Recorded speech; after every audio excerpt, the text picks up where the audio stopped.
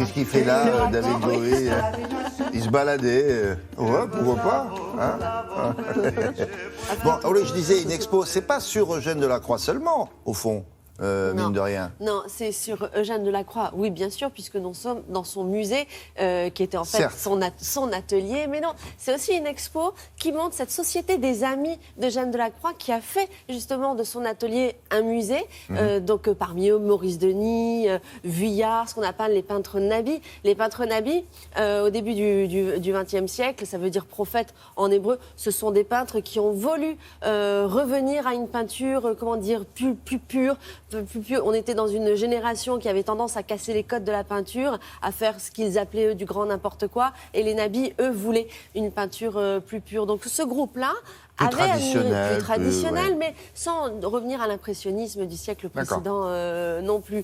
Et donc ils se sont dit, voilà, Eugène Delacroix, ils ne l'ont pas forcément connu, ils l'ont admiré évidemment, et il y avait ce lieu extrêmement superbe, place de Fürstenberg à Paris, dans le 6e arrondissement à l'heure actuelle. C'est peut-être le quartier l'un des plus chers de Paris au mètre carré, et on poursuit une porte cochère. Et là, il y a un lieu fantastique qui donne sur l'église Saint-Germain-des-Prés. C'était donc l'atelier d'Eugène Delacroix et qui devait être finalement détruit, qui ne servait plus à rien. Et 70 ans après la mort de Delacroix, ils ont fondé cette société en se disant: pourquoi ne pas faire un musée consacré à Delacroix, dans cet endroit où il a aimé tellement travailler, où il travaillait en solitaire, il recevait très peu dans son atelier finalement, c'était plus un repli sur lui-même, une époque qui a été très prolifique parce qu'effectivement il en a profité pour beaucoup travailler. Donc cette exposition met en regard les œuvres de Delacroix, certes, dans ce musée, mais aussi les œuvres de tous ces artistes qui ont fait qu'aujourd'hui... Qui étaient ses admirateurs. Qui étaient ses admirateurs et qui ont fait qu'aujourd'hui, ce musée est ouvert depuis 85 ans. On va fêter le 24 juin la 85e année d'ouverture. Je vous propose tout de suite de rejoindre la place de Fürstenberg à Paris.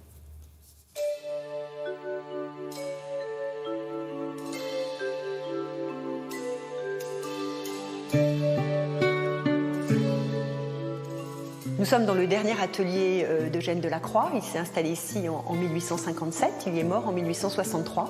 Et 70 ans après sa mort, au milieu des années 1920, il y a un risque que ce lieu magnifique soit détruit.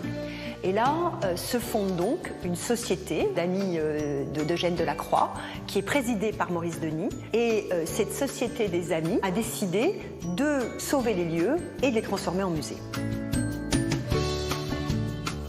De leur temps, Delacroix est déjà un artiste louvre, il fait partie des grands maîtres. Ce lieu s'est fondé par le goût pour Delacroix, mais aussi par l'intermédiaire d'artistes qu'ils ont admirés, ces jeunes peintres, et qu'ils ont connus, et qui déjà admiraient Delacroix, comme Cézanne, comme Paul Gauguin, comme Odile Redon. Donc l'idée, c'est de rapprocher à la fois des œuvres de Delacroix avec des œuvres de ces artistes.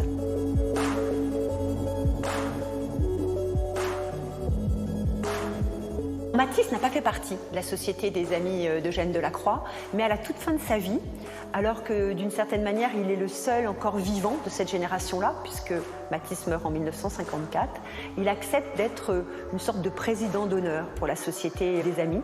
C'est la raison pour laquelle je trouvais qu'il avait sa place ici.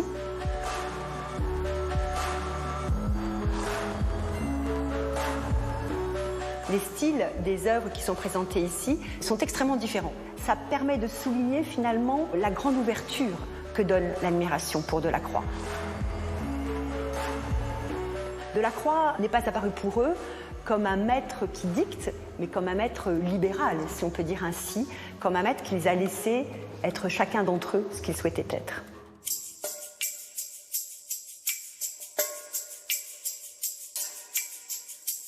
Delacroix est un des grands artistes romantiques, et romantique il l'est à la fois par sa peinture, mais aussi par la manière qu'il a d'envisager son œuvre et de se placer au cœur de son œuvre. Et on est ici au sein de son atelier, et vous voyez ce vaste atelier qu'il a construit pour lui et pour mettre en œuvre sa peinture. Finalement, c'est aussi une sorte d'hommage à sa propre création. Et ça, c'est le propre du romantisme, c'est-à-dire placer l'artiste créateur au cœur de son œuvre.